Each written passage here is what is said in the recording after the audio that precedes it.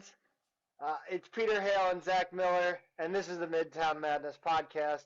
A ton of Billiken action to go over this week, so let's not waste too much time. Pete, that was fun today.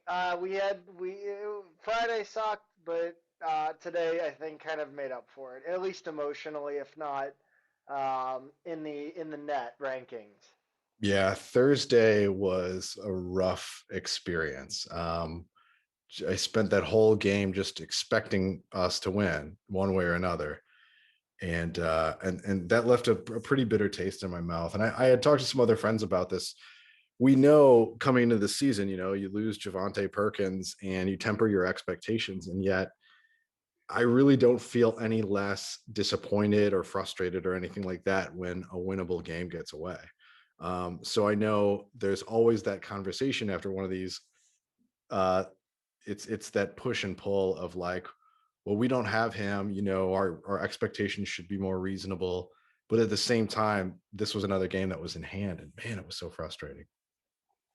Yeah, I mean, like there was so many things about that game that just stunk. I mean, the defense was awful. You talk about 54 points allowed in the second half. I Yeah, mean, with hindsight being 2020, look at today's game. I mean, right. good lord. Yeah, it was weird in that one because 54 points allowed in the second half, which is horrible under any circumstances. The first half, it's one of those halves where I feel like we were the better team. Um, and then it was a lot of like unlucky 50-50 balls. There'd be like long rebounds that UMass would wind up like we'd be in position and they'd miss a shot just the right way where it'd go long. Bad bounces, and then a few lapses, of course. But it felt like a half where we would be up by like 8 to 10, and we just needed to clean some things up. And I fully expected that to happen in the second half, and it was the opposite.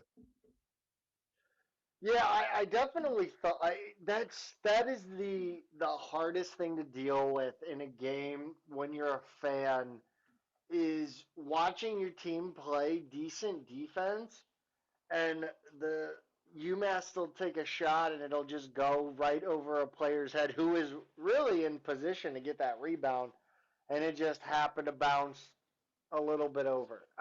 I mean, you can't. It seems like we always. It seems like a theme this year almost. Yeah, it definitely. I mean, games like this, there were stretches of Dayton that felt a little bit like it recently. We also had a few turnovers in the first half, but I don't think turnovers were really the story in this one necessarily.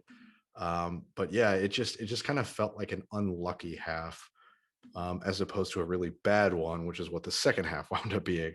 Because UMass is really, I mean, they're a high scoring team, but they shoot a ton of threes. And they've got three of the top 3-point shooters in the conference.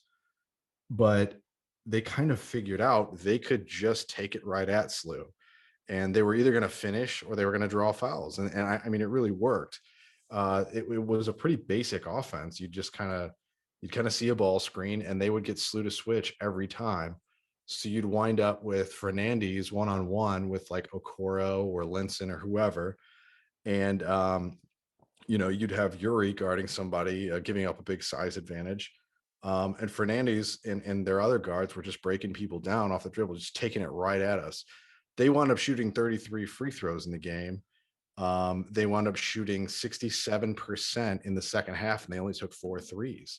So that really was their strategy, was just to come right at SLU and try and punch him in the mouth.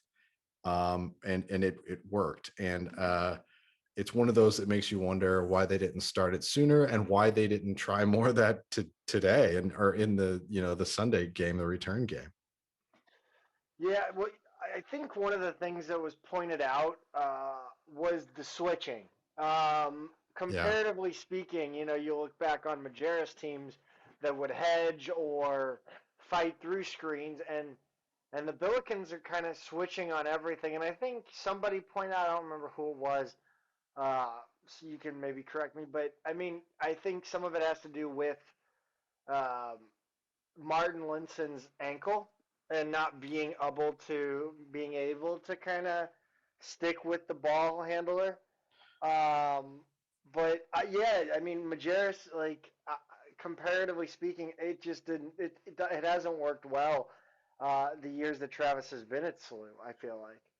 That was a reply on Twitter today where we, I had mentioned that on our Twitter account, like here we go again with these mismatches and screens, because in today's game it was it was that Buttrick guy who hit three threes in the first half, either because somebody missed an assignment, or and didn't close out hard enough after the switch, or he was just shooting right over Yuri or Jimerson or whoever was trying to close out on him. And then he wound up getting an easy layup at the basket right over Collins. But yeah, so they were saying during that stretch it was because of Linson, but I don't know, because he was doing the same thing in this first game, and in this game, whether it was Linson, Okoro, or Traore guarding him. So I'm just not sure how much I buy that. Also, a lot of these aren't like Brian Conklin, like square your shoulders, square your legs, like brick wall screens. A lot of these screens were pretty loose. It was just to kind of give a little impediment to the defender, almost because they know we're going to switch on everything. I see no reason on some of these why we couldn't just fight right through them. And I do wonder. I mean, I guess it's easier to coach a team to either hedge or to switch, instead of like deciding on the fly, because you're maybe giving guys one extra thing to think about. But some of these are just so there's the screen itself is so loose or so weak.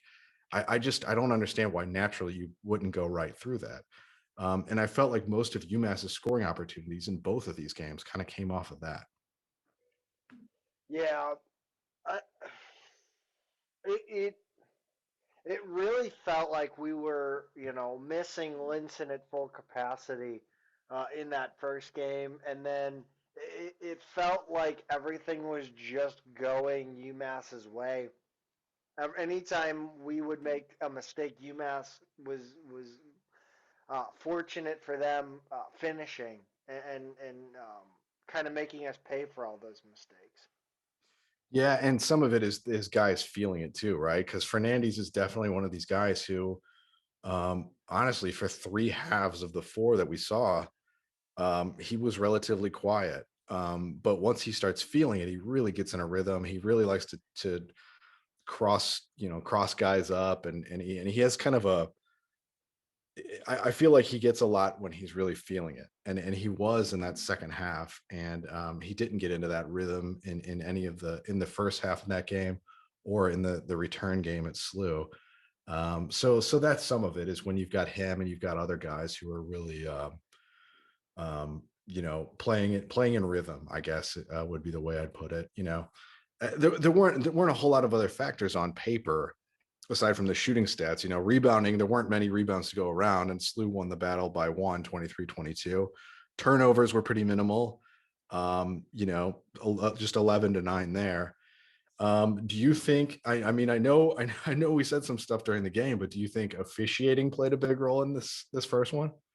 I think one thing, I think when people talk about officiating, they get caught up in the numbers and the fouls and um you know they get caught up in how they can like quantify it. But I think there's something to be said for officials missing calls that turn into points. Um, one being there was two instances where Fernandez carried the ball. He turned the ball over one time and then scored, or then UMass scored. I don't remember if Fernandez specifically scored. And then there was the James Harden bullshit step back three after he had set his feet, which I don't even. That's not legal in the NBA. And it's a bucket. And I mean, like that's the thing. If a ref misses a travel, I can't. I wish I could get like do a study on how many times a player gets away with a travel, and then because of the advantage, they make the basket. There was the other one that I was thinking of in this game, where Fernandes, it's like he's kind of started to go to penetrate and then kind of stopped and almost like passed it to himself.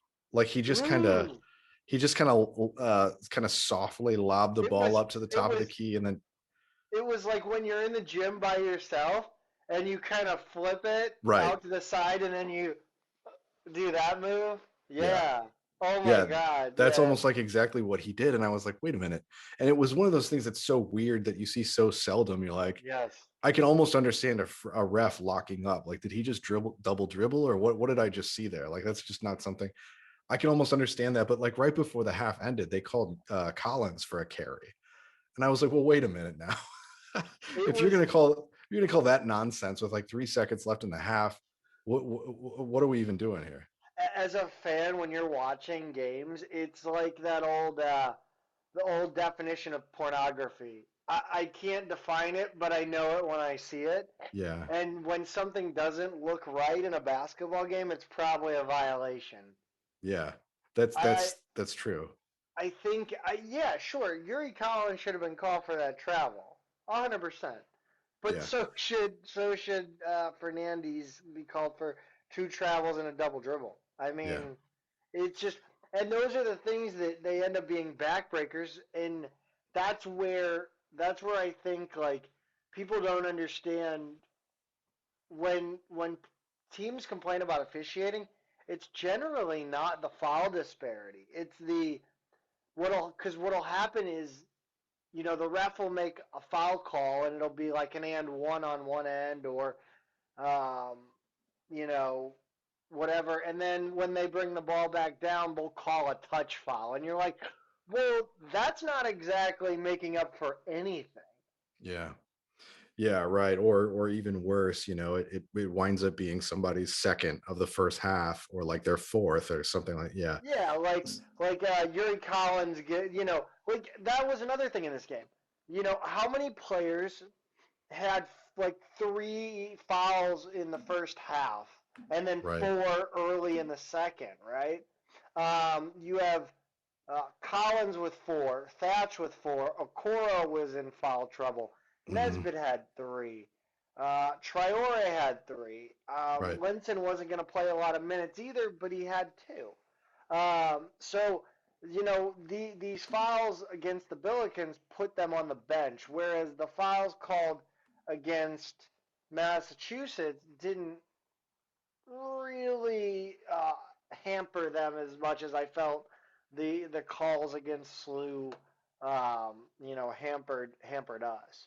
Now, I mean, again, that's the thing. Officiating does not cost people the game or cost teams games as often as it is a contributing factor that allows uh, the beneficiary team to take advantage of, right?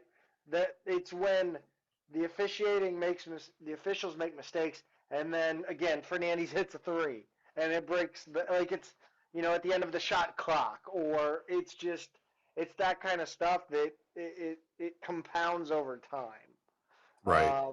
and it causes it is what it is. So I mean, I'm not. Again, people, I'm telling you, I am way more level-headed than I come off on Twitter as when it comes to officiating. If you sit next to me at a game, I literally sat there and said, "That's a foul on the Billikens." Like that's a foul on Yuri Collins. Like I don't. I think it was one of those that I go on and on about where it was today the loose ball, you know, UMass goes to the floor to get it. Yuri Collins goes after it. That should be a foul on Yuri Collins. UMass had the ball first. Yuri Collins reached in. That's a foul on Yuri Collins. I don't care how little the contact was. You're the second man into a loose ball on the floor. That's player safety. That's a foul. That, in my opinion. So Right. when the UMass player falls on whoever in the second half, I think it might have been the second half, early in the second half or late first half. I was like, that's you call a jump ball? I mean, he literally fell on the Billiken, Yeah. and I don't know. I could go on and on about that specific type of play. Um, the decision making on this team. whether it's on the coaching staff or on the floor. I think we went twice to Lucina Traore on the last two possessions. Um, you had TJ Hargrove, who kind of was out of control on two different plays and turned the ball over. And again, it's a 6 point game. That changes things. Yeah, and that's one of those things that kind of seems to snowball with this team as well. I mean, there were points in this game, in the Dayton game previously, where for a while you're just kind of like, okay, what are we doing here, guys? Like they just look really out of sorts for long stretches. And the bad decisions seem to pile up. Yuri will wind up with a couple of turnovers, and yeah, you might the ball might wind up in Hargrove's hands, and he's generally not the best ball handler in the open floor. Um, so yeah, those things they kind of happen in bunches for us, and this was definitely one of those games where we saw some stretches like that. Just stuff that just needs to be cleaned up and is really frustrating. And you talk about compounding factors, right? There might be an unfavorable call coupled with Fernandes hitting a big shot at the other end, coupled with a couple turnovers in a row on our end, and like just like that, the whole game has changed. There were so many times where we had a chance to grow a lead or take a lead and just kind of blew that chance with a couple of boneheaded plays in a row. So very, very frustrating to watch as fans. Do you think on some level that Travis Ford, and I mean, I'm not jumping on the Twitter bandwagon that was calling for his head after the UMass game, not the first game. Now, in the second, game in the first half, while we're struggling, I may have fired off a text saying, "Is Travis Ford's seat warm next season?" May allegedly sent that text. Now, does Travis Ford shoulder some of the blame for maybe that snowball effect? He does tend to get a little fiery on the sidelines.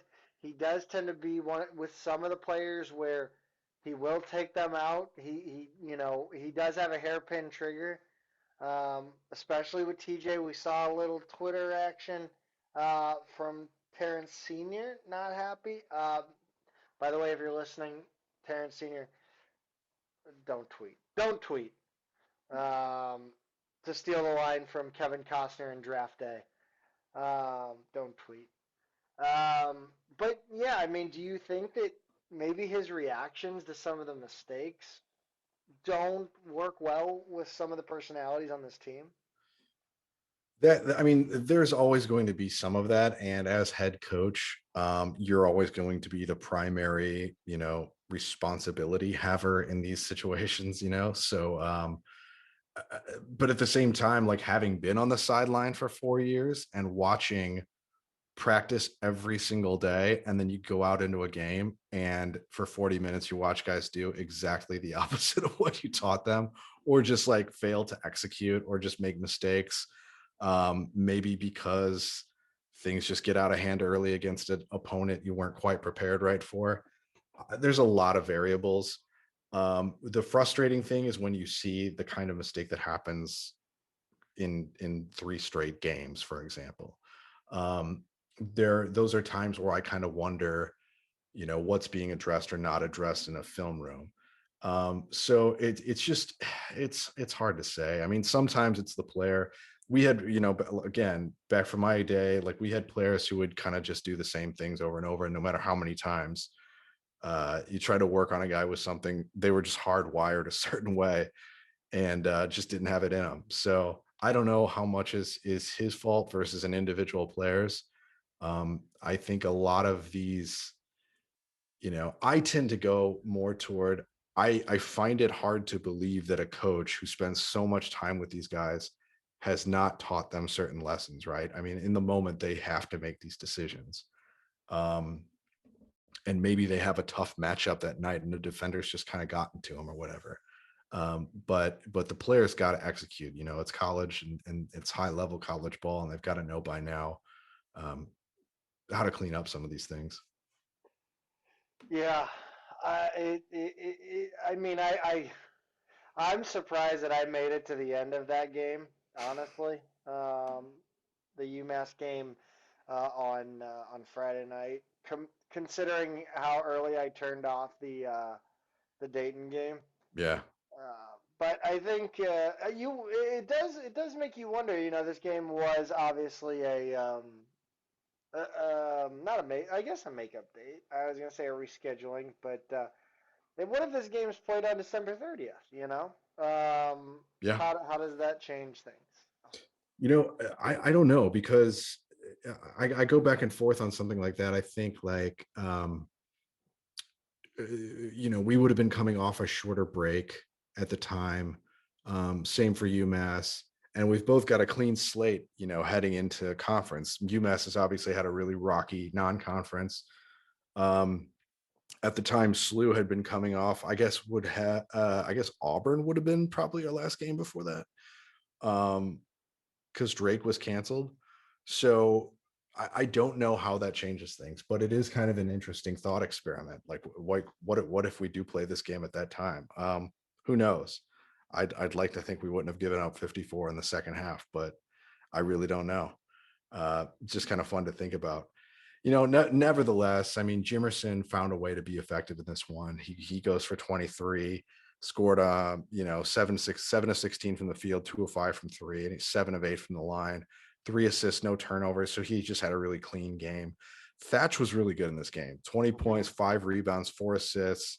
He had a few turnovers, but I thought he played a really aggressive game, and he was rewarded for that. Yeah, I think the one thing that stands out is not a single double digit rebounder in this one. Mm, Um, just not a great game overall. It's a weird game because the turnover situation wasn't dire. UMass handled the ball well. We had only had 11, so it wasn't as if we weren't. It wasn't like the Fordham game, right? It wasn't us just out of sorts. It really was just a stinker. It was us not executing on offense and not scoring and then playing poor defense and not rebounding. yeah, I mean, it just UMass really just kind of figured out a trick in the second half, and they did it again and again and again, and it worked. And it was frustrating, but luckily that did not carry over into this game today, It or I did. guess yesterday, as you all are listening to this, or whenever this drops. Yeah, that's always funny when I have to change the way I speak as if I'm talking tomorrow. Um, we talked about officiating in the last game. Oh, well, just to close the book officially on that disaster of a game on Friday night. 91-85, UMass beats the Billikens in Amherst. Yeah, that's all you got for it. Yep. That's it. That's it. Um, Yesterday, the Billikens got their revenge. Slew UMass Part 2, if you will. 90-59. This had a weird start to it. I mean, just like we talked about officiating in the first game, and on Reddit on the college basketball subreddit, one of the UMass like there was a UMass poster that was complaining about officiating. I'm like, after Friday, or Yeah. Thursday, you're complaining. Um, and I thought actually I thought they let a lot go. I mean, there was what we had. I think there was like 6 fouls in the first 10 minutes, and there could have been 10, 15. I thought the bill. But I thought it was the Wild was the flop warnings and then the charges drawn by Collins. Yeah, so I guess the universe finds a balance, in Yes, it's the all things. duality of man. Yeah, so Thursday night we feel like we got the short end of the stick. And then in this game, it starts out, yeah, there's a lot of whistles, but when they really clamp down on things, it felt like UMass got the short end of the stick there. So yeah, you've got the flop warning on Weeks. Jones winds up with a technical. Um, and then McCall, their coach, gets a technical after those back-to-back charge calls, where Collins was guarding Weeks going to the basket, and both were charges. And they probably could have been 1-1. Like one of them was probably a charge, one of them maybe not. But nevertheless, SLU winds up the beneficiary and UMass on the short end. And I did not feel the least bit sympathetic toward UMass after Thursday. It was just kind of like, you know what?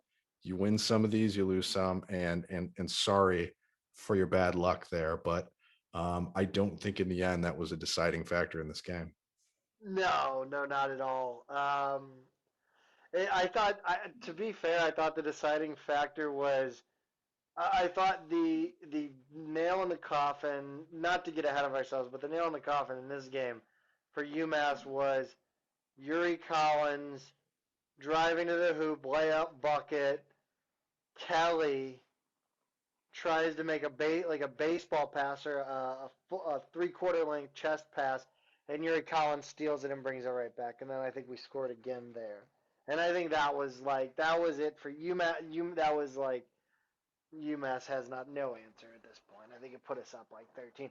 I thought for how well the Billikens played in the second half, I thought the highlight was actually the baby race at halftime. But yeah, that was wild. Did you get to see any of it on like Uh, social media? no, unfortunately, we just got kind of some little clips, but I didn't get a full like kind of horse race, Oh, play we'll by get play to or it. anything. We'll get to it, man.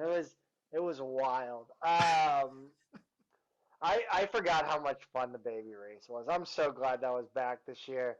Yeah, it was great, and we're gonna get to it. Man, we talked about Mr. Butt Richard, Butt Buttrick. Sorry, that's my terrible dad joke for the day. Yeah, Buttrick had three threes, all coming off mismatches. Yeah, and we covered how he got those basically in the last game. It really was, he would just kind of set a soft screen up top, roll right off it, and he'd have a guard in his face. And because he's like 6'9" or so, it was not much work for him to shoot that right over a dude's head. And yeah, he made three of those in the first half, had a really easy layup over Collins. Wound up having himself a good game. Most of his production came from outside. He wound up 4 for 8 on the game, and just 6 for 12 overall. But I look at him and Stedman, and this is not really like an imposing front court, right? I mean, this is one where if you're a big man, you kind of feel like you can get some work done against these guys. But I guess the inverse of that is they do find they are a little more versatile offensively, the way that they can stretch defenses, and they love to shoot threes. So yeah, it was it to me, a lot of the first half kind of felt like some of the same things we were seeing in the previous game, and that was a little frustrating. Yeah, it really was. I mean, I don't. I think there was. I just. I think one thing that maybe you can go at the Billikens and the Billiken coaching staff for is maybe not executing or adjusting in that first half to what happened in game one. I don't know whether it was the execution or the game plan, but nothing changed, and I think it scared a lot of Billiken fans. It did, and then the other thing that was kind of a mystery to me for most of the first half, and I was just about to tweet about it because it had been a few minutes since I had noticed it. Um, Jordan Nesbitt played the first 4 minutes and then went out and didn't come back in until basically the last 4 minutes of the first half, I want to say.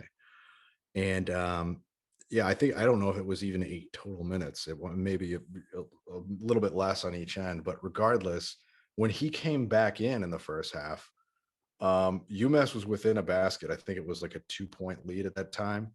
And you go into halftime with SLU with a 9 point lead. And I felt like most of that was because of the energy and the plays that he was bringing when he came back out on the floor. It was just big play after big play after big play after highlight reel play. So much effort, so much energy. And man, was he a difference maker in this one, because before that, I kind of felt like UMass was the team that had a little bit more energy in this You wonder if, like, accidentally Travis created a super sub. one. um, yeah, I mean, Apparently, he thought he had 2 fouls, and he only is had one. did he say? I missed that. If did That he was say? that was I think Chapley tweeted that out, that Travis may have mentioned in the post game Yeah. that Wow. he thought he had 2 fouls. Right, and he didn't. But man, did he bring it in this one. And that continued into the second half too. Nesbitt was just awesome today in every facet. I mean, he did miss both of his three-point attempts. Everyone not named Gibson Jimerson was bad from the three-point line today, though, so I forgive it. But man, was he had 17 and 12, his first career double-double. He was all over the place. Um, doing things that you really don't see a SLU player do. He had a sequence in the second half where he blocked a shot. Like he went up the UMass player, and I don't remember who it was, did not know he was there. He comes up, he blocks the shot. It wasn't his man, and kind of curls his arm down and keeps the ball, which is my favorite. That's always been my favorite thing after a block. Like hitting it into the stands is fun and all, but they still have a possession here. Take the possession too if you can. And so then he goes down to the other end and winds up getting this offensive rebound with one arm in kind of an awkward play. It was kind of coming behind him. He takes his left arm, grabs it, brings it down, and then goes up and under on the other side and finishes. And so, like, within the span of 30 seconds, he did two things that no one else on the floor could have done. And it was just, I can't say enough good things about how good he was today. How have we gone 4 bullet points and not talked about the 3-point shooting of Gibson Jimerson tonight? Actually, no, sorry, scratch that. Not just the 3-point shooting, the entire performance Yes, by Mr. thank you. Jimerson. Yeah, he was awesome. I mean, like, I just gushed about Jordan Nesbitt, but yeah, I mean, you still got to give the MVP to Gibson Jimerson in this one. Career high 7 3-pointers, ties Kwame Mitchell in Shafit's history for the most by any player in a game at 7.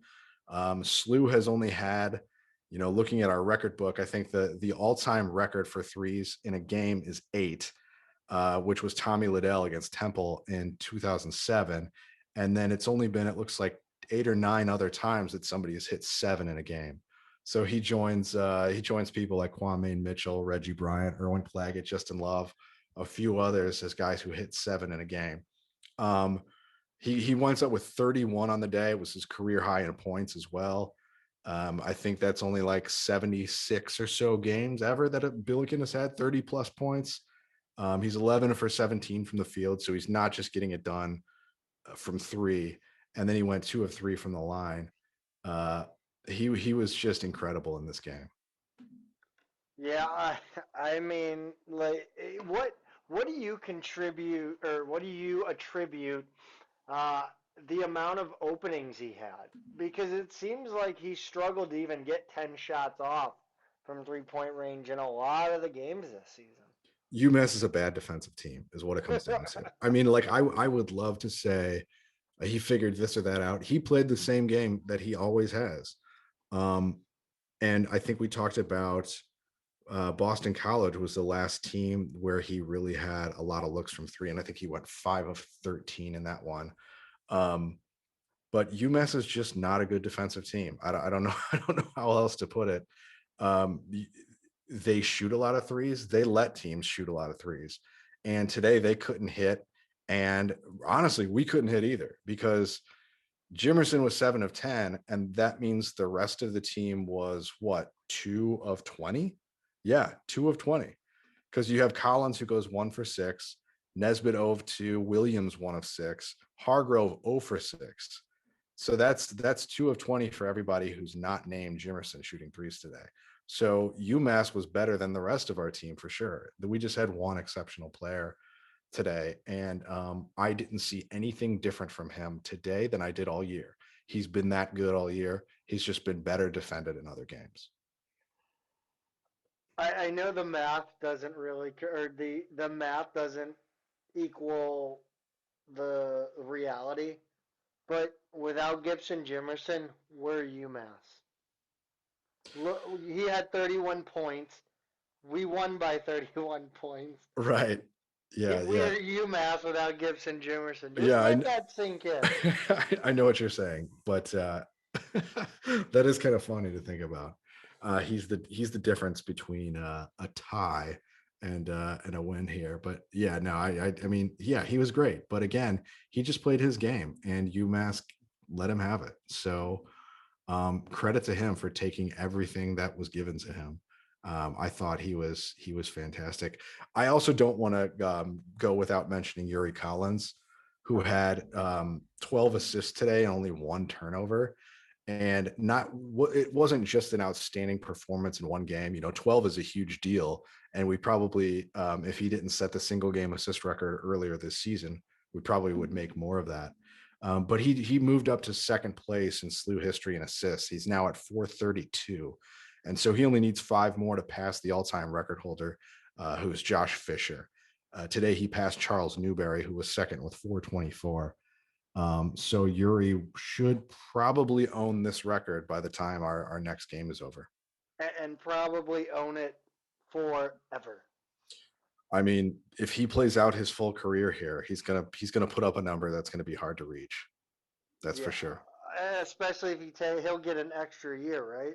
As well. Yeah, like I said, if he wants a full 5-year career here, that's it, it's going to be hard for anyone to ever catch what number he puts up in the end. It's the same kind of that Jacob Gilliard steals. Yes. Yeah, it's kind of that same deal. But will VCU also try to put an asterisk on Yuri Collins' record like they do Gilliard? VCU fans love to point that out. Love to point that out because didn't he pass? Did he pass Graham or somebody? Did he pass There a is VCU player? It's a VCU player because I remember looking at the top 5 all time in NCAA, and there were three were in the A10 because it was a VCU player, and then it was a Temple player when they were in the A10 who was also in the top 5. But I don't remember exactly who it was. Graham sounds like it could be right. But regardless, I don't think VCU has like anybody whose assist record is threatened by Yuri.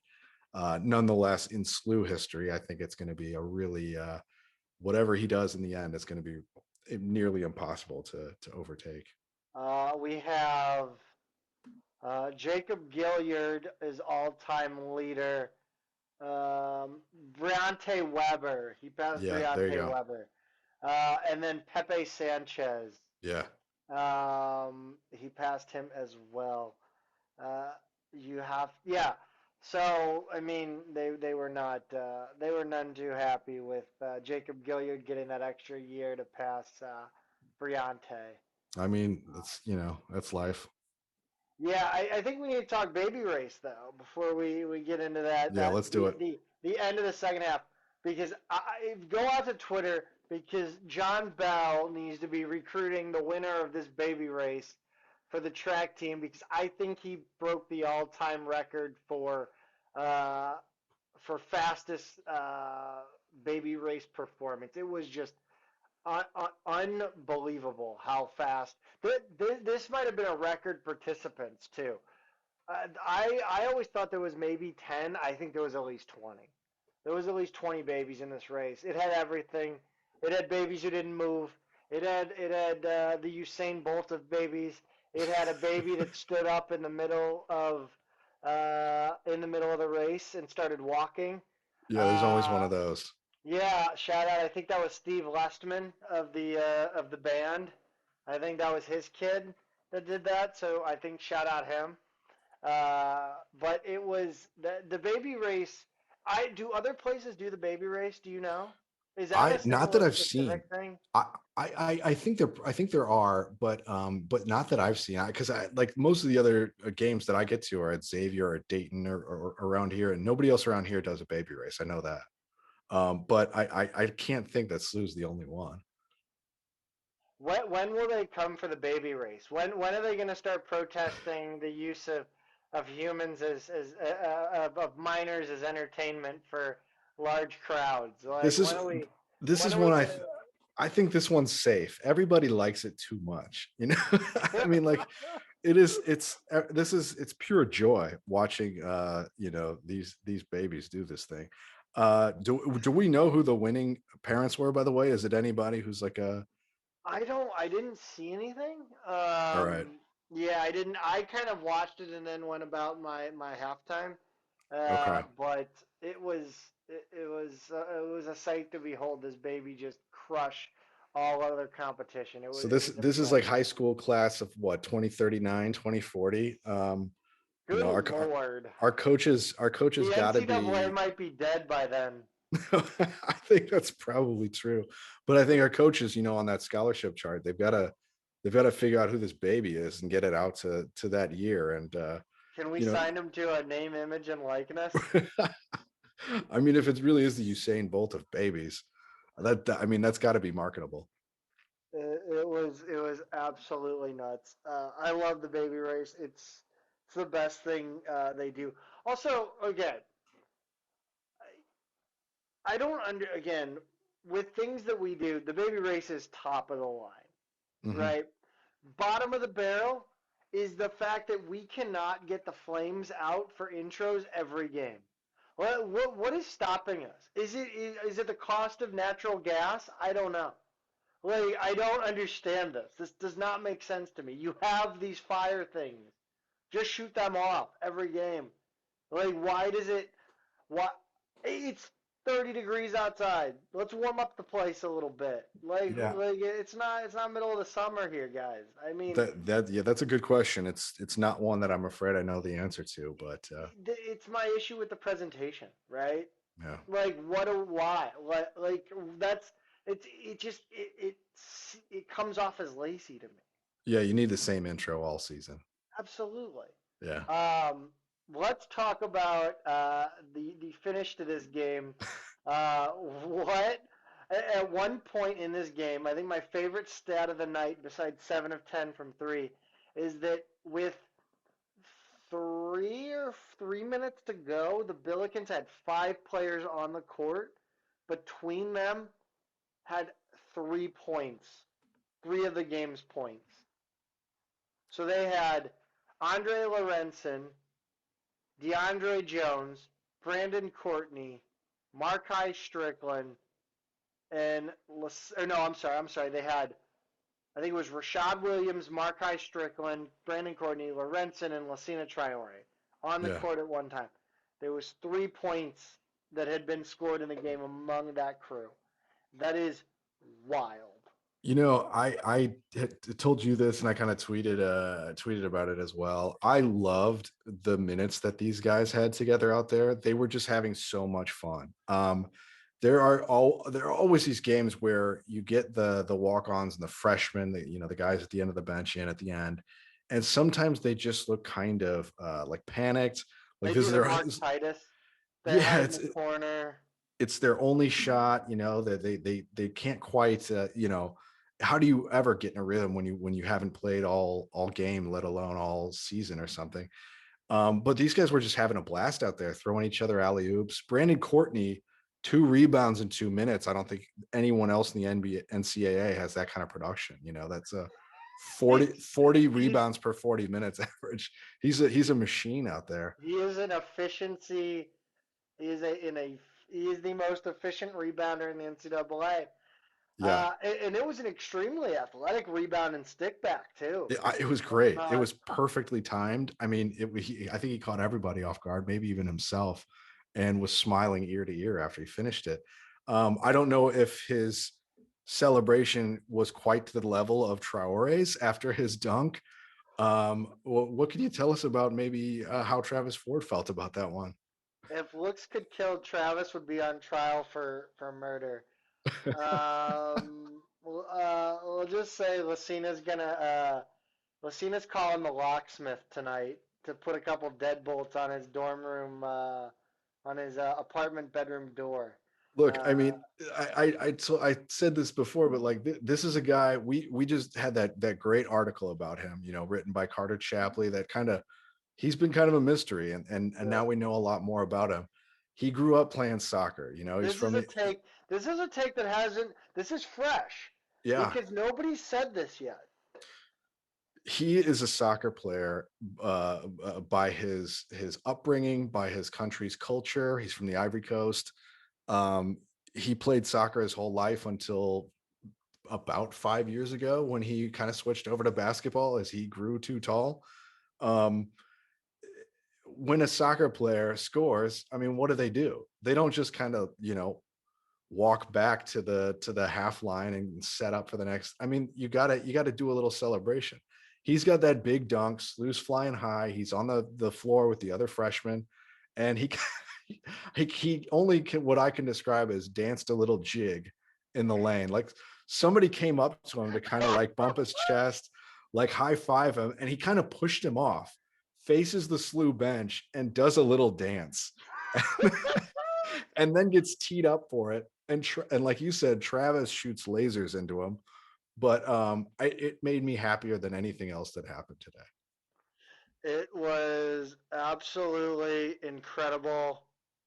And to be the best part is I'm sitting next to these three young ladies, and they're claiming credit for teaching him that dance. So whoever you ladies are, clearly they know the guys. They like we're talking about them the whole time.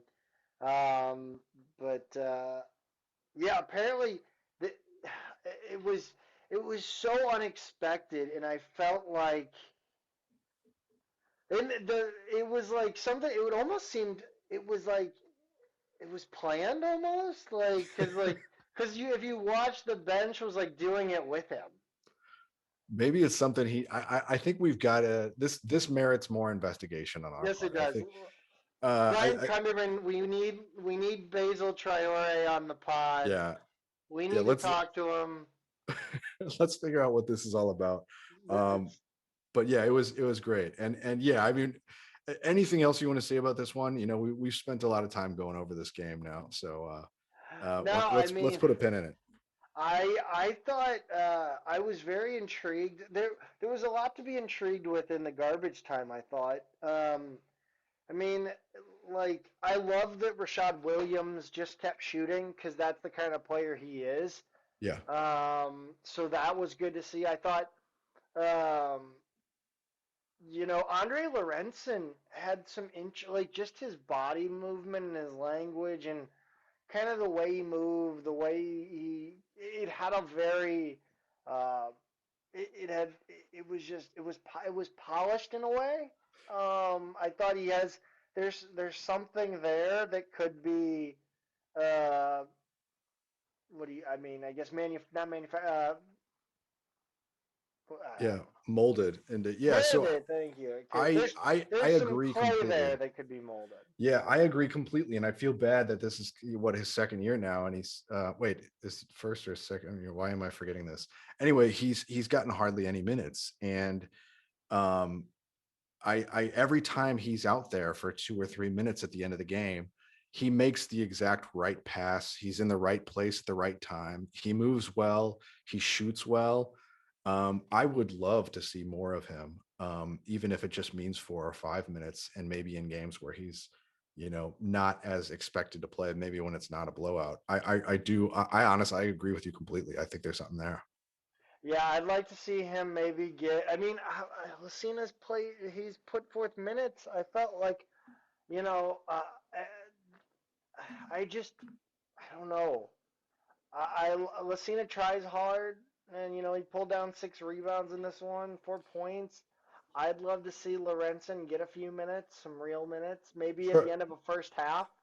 Yeah, well, Trower has got to get run because we know Linson's gone next year, and Right. at the But I moment mean, but the transfer portal, man. Like Sure, it does transfer not portal, matter. but at the same time, it's way more competitive for bigs than it is for anything else. That's true.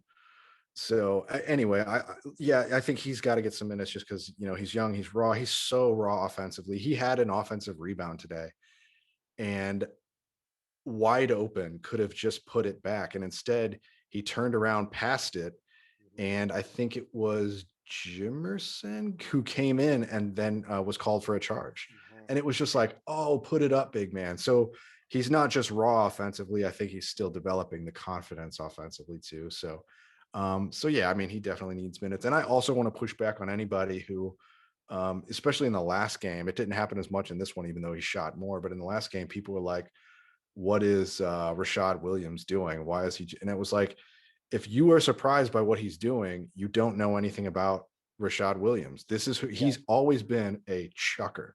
I mean, like, he's a volume 3-point shooter. That's who he is.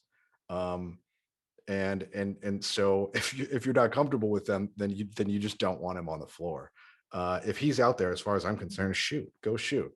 The guys who were missing threes today, it wasn't bad shots, they just weren't hitting. I think that's true of him. I think it's true of Collins, Hargrove, and the couple that Nesbitt missed as well. I very few of those shots I thought were bad shots. Yeah. That I think that ties a bow on this game. Yeah. 90-59, a real ass kicking from the Billikens. They get their revenge against UMass. Next up, we got GW and Duquesne. A lot to talk about, and with the way things are going, we don't know what we're gonna see. So, I mean, we'll kind of leave it up to Chapley on his show to preview with their beat writer. That's what he does. So, Yeah. go check that out because it's good stuff. It's nice, 15-minute sound bites. You don't, it's quick hitters. That's this coming Wednesday, and then Saturday, the 29th, version at Duquesne. It'll be at Duquesne. It's on ESPN Plus. I'm assuming GW will be Fox Sports Midwest. Duquesne will not have any other TV other than ESPN Plus. I confirmed that with BK. Around the A10, GW knocks off George Mason. Wow, wow. Yeah, GW, a couple surprising results this week, but yeah, probably one Mason would like to have back. I mean, this conference, man. You got like you have like the meme about the NBA, this league. It's this conference. It is Yeah. really a complete cluster. It's a Charlie Foxtrot for sure. LaSalle beats St. Joe's 75-64. That also was on Monday. Tuesday, Dayton beats Bonaventure by 18, 68-50. Good on Dayton. Dayton's flying high at this point. Davidson beats VCU 63-61. Not a lot of surprise there. Low scoring, of course, as VCU has been all year. And Davidson doesn't really, they score a lot, but they score efficiently. Or they don't score a lot, but they score efficiently. Excuse me. Richmond beats Fordham 83-70. These are all on Tuesday the 18th. Wednesday night, Rhode Island beats LaSalle 56-54. St. Joe's beats GW 72-61. I mean, just the I don't even know if it's called parity, really. I don't know. It's a weird. It's just a very weird league. It is. And it's I don't, some of these games, it's like, I guess you root for your top teams to have kind of a better um, you know, tournament profile or whatever you want to call it. But at the same time, it is kind of fun when you get some of these weirder results as well. So I don't know. I think Davidson's really our only at-large team at this point. So I don't mind the chaos below that. By the way, thank you for reading my mind and updating the score on Bonaventure and Duquesne because I was furiously googling it while I threw it to you. So little peek behind the curtain for our listeners. Bonaventure beats Duquesne on Friday, 64-56. Speaking of chaos, Saturday was was the epitome of chaos within the Atlantic 10. By the way, apparently George Mason played George Mason on Saturday, according to Peter Hale We're in our updating that. notes. This game has us in a good mood. This is one of the more loose shows we've had. I Yeah. think in our almost year of doing this. So chaos A10 K K10 us K10 I don't know. I tried. I was workshopping. What are you gonna Yeah, do? we're workshopping it. Saturday, January 22nd, GW beats Rhode Island 63-61. That's in Kingston. Um, Davidson uh, escapes by the scruff of the skin of their teeth, 69-66. This killed my parlay on Saturday. I mean, dude, like, what is going on? Yeah, Fordham actually led the majority of that game as well. Davidson got a little lucky. Fordham seemed to run out of gas at the end, but there was a while. I think Fordham jumped out to a lead, and I thought, well, we know what happens there. They did that against us. It's fine. And Davidson did not take that lead until very late. So credit for them to doing it, because that would have absolutely destroyed their profile. Hmm. It was. Honestly, I would have like I said, if Davidson doesn't cover, they damn well better lose the game Yeah. because it was annoying to watch. It really was just That's why I don't so gamble. frustrating. Yes. Also because you're bad at it. VCU beats St. Joe's 70-54. Richmond beats LaSalle 64-56. And now for the chaos, George Mason and Kim English takes his Patriot squad into Dayton, Ohio, and beats. No, sorry, this was It was in at no, Mason. that was at Mason. Yeah. 50-49 over the Flyers. Like, I don't. Yeah, I happened to tune in for the last minute of this one. Mason had they inbounded with like 7-8 seconds left. Drew the foul, and then they go down to the free throw line and miss the front end of a one-on-one. So Dayton actually has the ball now. They have the rebound with about 5 seconds to go. They get down the floor, and Mustafa Amzil, he did not pass it. He was not looking to pass at all, apparently, and just pulls up for a contested three at the He was buzzer. still feeling Kansas. I guess so. But I mean, I don't know why he was feeling anything when your team's got 49 on the day. I mean, clearly you guys aren't, like, make the extra pass, get an open look, or just take it to the rim. They had enough time. But he kind of settled for this contested three with about a second left. And, it wasn't a great shot. It rimmed out, and Dayton loses on the road. Oh, the A10. Yeah. This conference. Um, Speaking of things that make you sigh, Billiken women's basketball this year. Um, it's a tough year. It really Mm-hmm. is. It's a year that kind of, I think, wakes up, the fan base.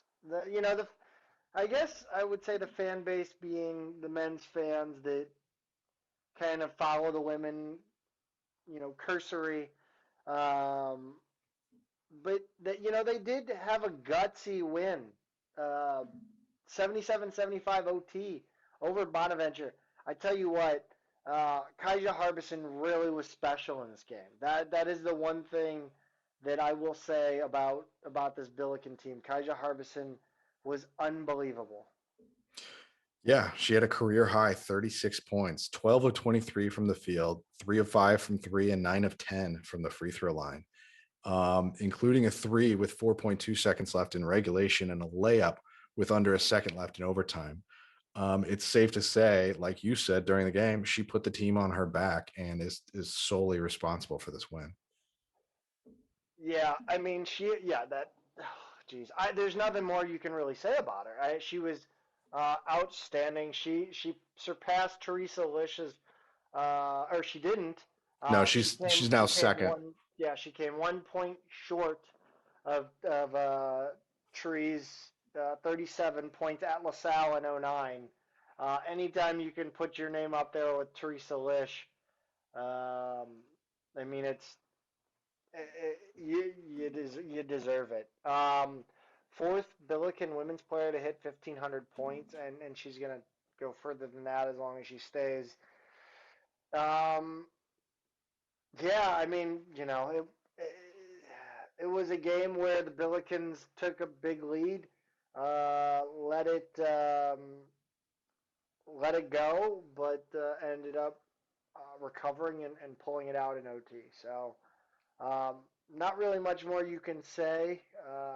Brooke Flowers had a nice game in this one. Yeah, she had 8 and 16 with 3 blocks, and that put her in the all-time blocks leader position for SLU. She's got 219.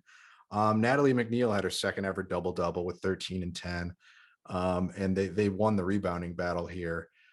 They also won the foul battle. Bonaventure had 20 to their 10, and then Peyton Kennedy came in, had some good minutes off the bench. Kylie Bass, the 3-point specialist, was only 2 of 11 from three, but she still finished with 11 points and 5 rebounds. So to see her be productive outside of 3-point shooting is promising. But yeah, that's pretty much it on this one. They gutted out a win, and Harbison was special.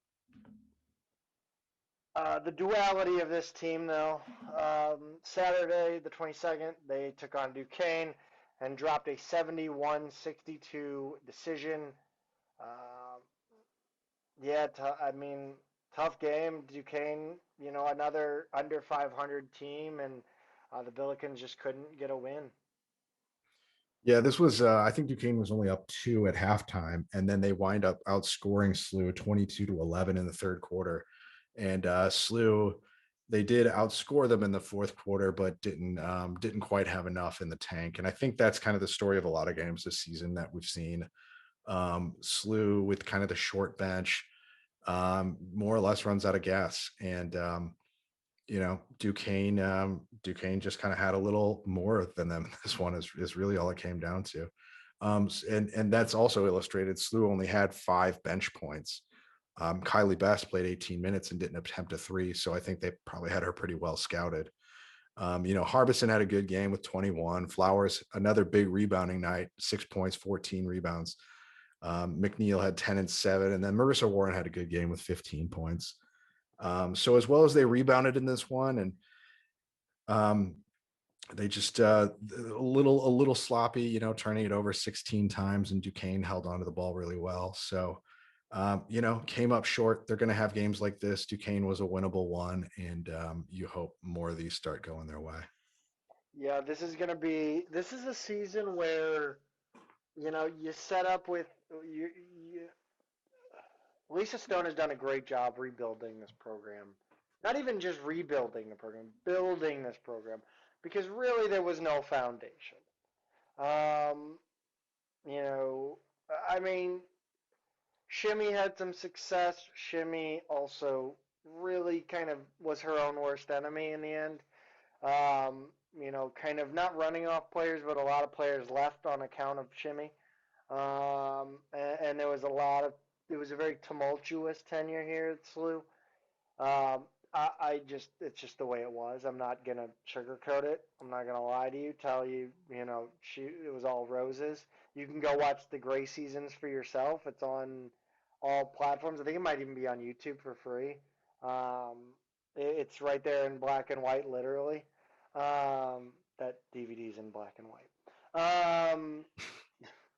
But yeah, it's one of those where you remind that Lisa Stone has hit a plateau. She really has, and she's got to find a way to overcome that plateau, or else it's kind of one of those things that in the next couple of years, do you start looking to say, hey, you've done a great job here, but maybe it's just time to shake things up.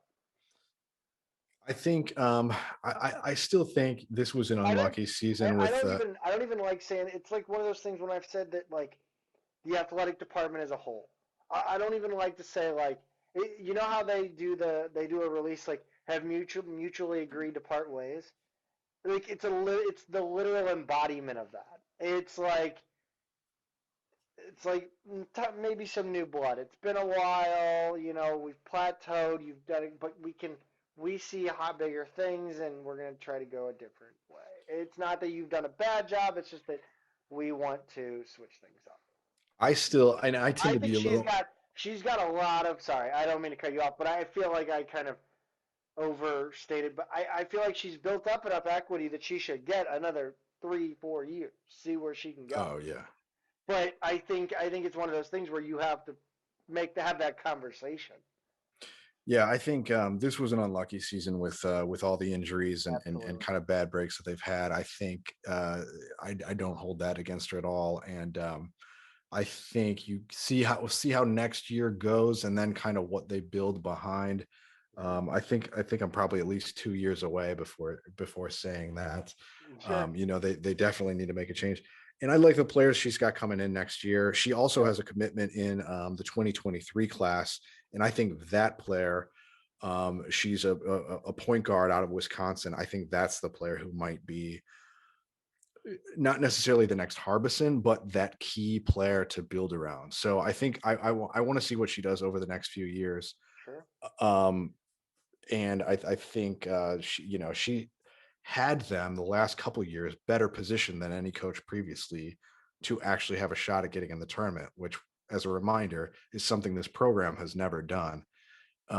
It's also not out of the realm of possibility that this season maybe those two players who are waiting on waivers from the NCAA come in, and all of a sudden you've got reinforcements, and maybe it's just the right mix to make a little run in the conference tournament. You never really know. So yeah, I still want to see things play out, and I think she's the right person for the job right now. And it's just one of those seasons. Yeah. Yeah, I mean, you hit the nail on the head. I mean, kind of, I probably got a little carried away, but I'm, I have stock, not stock, but I have a stake. Like I grew up on the women's basketball team, the women's volleyball team. I was close to these teams, so I've got big interest and big emotional stake in them. So Yeah, um, next up for them, Wednesday, January 26th at VCU. Sunday, that game against VCU is going to be real tough. yeah, That VCU has a great program. they're really good this Sunday, year. January 30th against Richmond here in St. Louis. Uh, Moving over to men's soccer, we covered the MLS Super Draft last week, but why don't you update Billiken fans on what has happened since the draft with the players that were drafted and with the players coming back? Yeah, just to kind of follow up on everything that's happened, just based on watching the headlines and Twitter, and then Stu Durando wrote a good article about kind of where they stand in the spring. So now all six drafted players have signed pro contracts. That's Parker, Keller, Betcher, Schulte, Neese, and Vaughn. Vaughn's the only one who has the option to preserve his eligibility and return. The other five have already reported to their teams. It's set in stone, they're gone. So it's not out of the realm of possibility, depending on how training camps and things go, that Chandler Vaughn returns. So we'll keep an eye on that. And then Mujib Marana, he didn't get drafted, but signed a homegrown contract with Houston and is definitely leaving. Palazzolo is the only player who was ineligible to return based on his status as a fifth-year senior. But he hasn't signed anywhere yet. He'll probably be playing somewhere, but we just don't know where. So that pretty much leaves Klein and Buendia as our most experienced returners. And then other key returners, you've got Kevin Commodi, Seth Anderson, Alex Sterenberg. So we've got still a pretty nice core there. And we heard Schulte talk to us last week about how he liked both of the keepers who back him up. He thinks they're both pretty talented kids. So I think we're still going to be competitive in the league for sure. SLU has already signed 4 high school seniors, and we won't get into the whole class yet. We'll kind of give that into the summer because Kalish himself doesn't want to get into it until the summer. We've got 22 players available currently, plus those 4, and he wants to get to 28 to 30. So we could be looking at 2 to 4 more players, either out of high school or the transfer portal. So we'll just see where that winds up. One transfer that actually is already at SLU grad transfer Lane Warrington out of SMU. So he started 51 games over 4 years at SMU as kind of a wingback defensive mid, and should be a pretty nice player for. So I can't imagine him not starting. Um, so they've got an off-season schedule as well, and they're gonna play St. Louis City's their new MLS Next Pro team.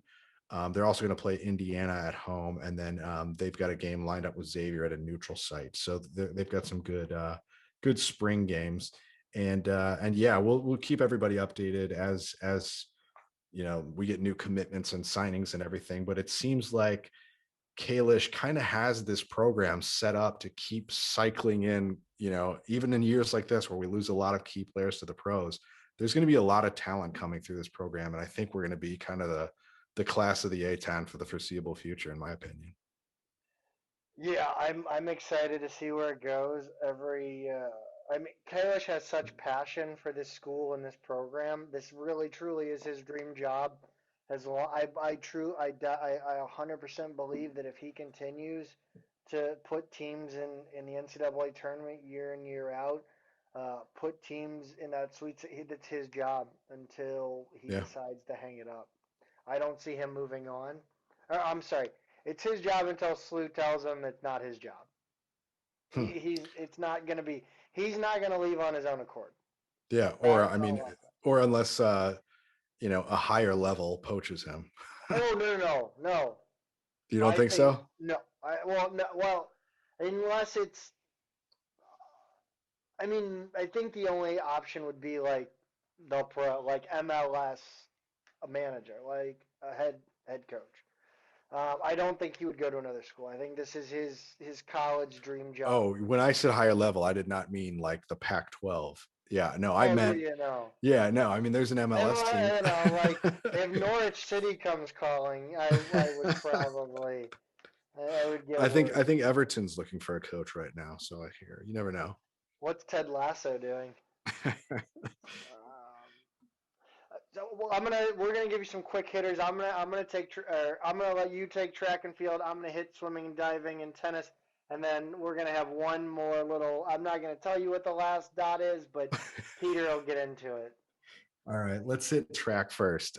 So track and yeah, I mean we've got a lot of sports that have started back up now that it's the second semester. Track and field competed on Saturday the 15th in the Nebraska Graduate Classic. It wasn't a team event, so just individual scoring. Teams from Drake, Nebraska, Omaha, Iowa State, and then a few lower division schools competed. Miles Gascon broke his own 60-meter record, his own personal record at 6.93 seconds, and he finished fourth overall in the event. SLU turned in the top 3 times in the women's 5,000 meter and had some top 3 finishes in other events. So they showed pretty well here overall, against teams from the Valley and the Big Ten and Big 12.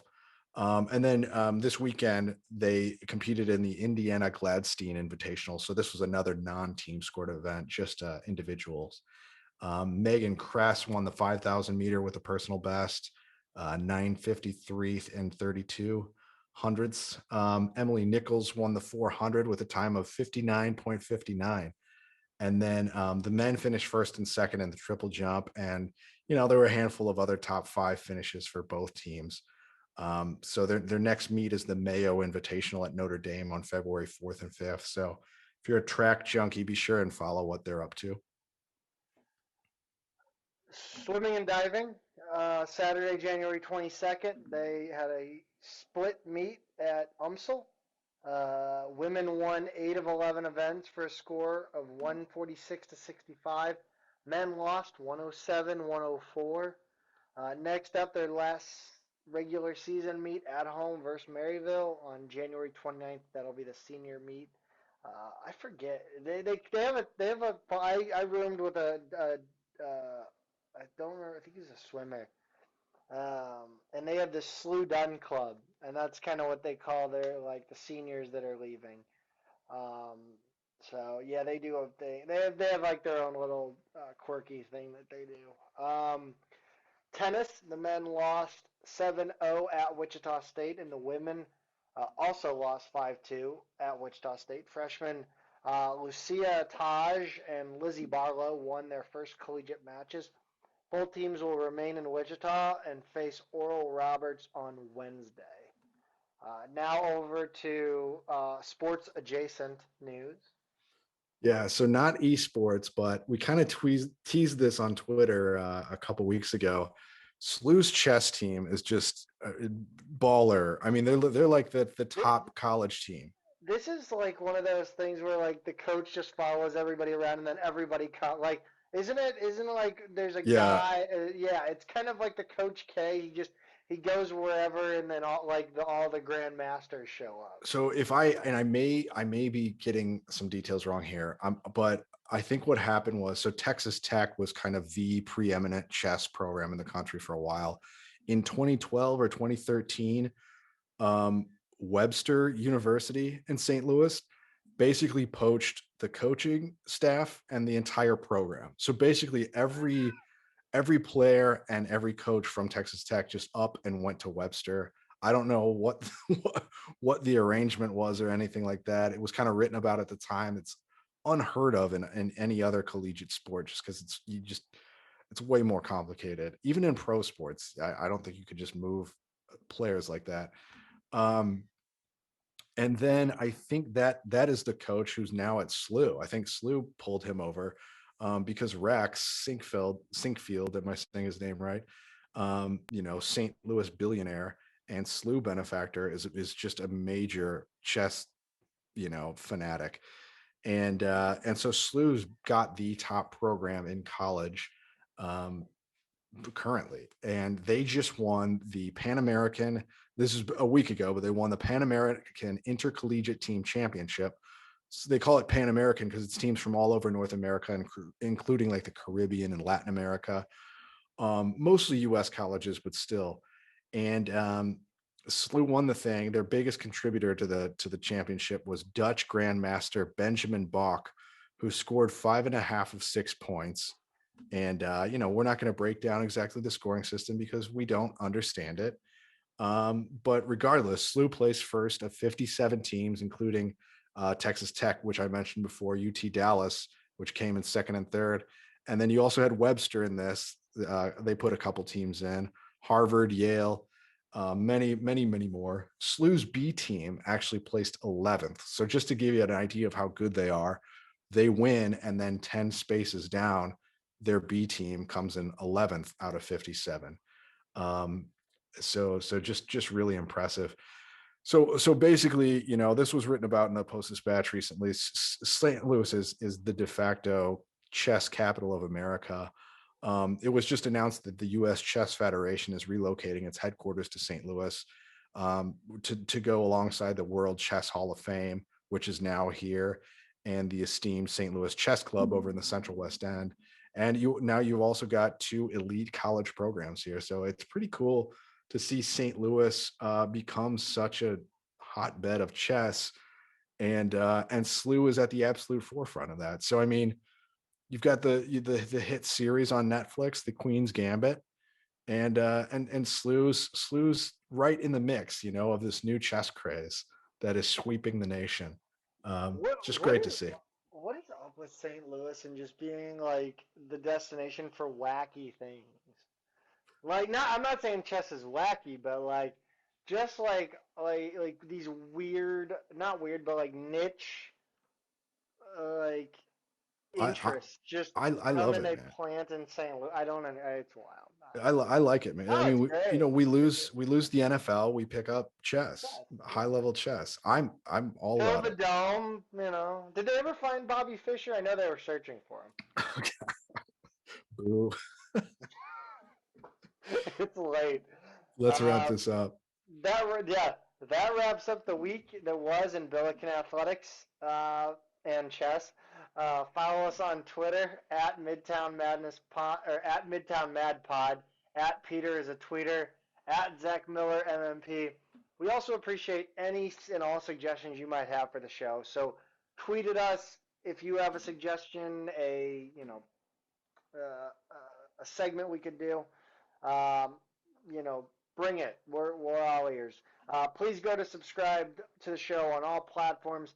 If you haven't left a review, don't be afraid to drop us 5 stars and leave us a review. As always, go Bills. Go Bills.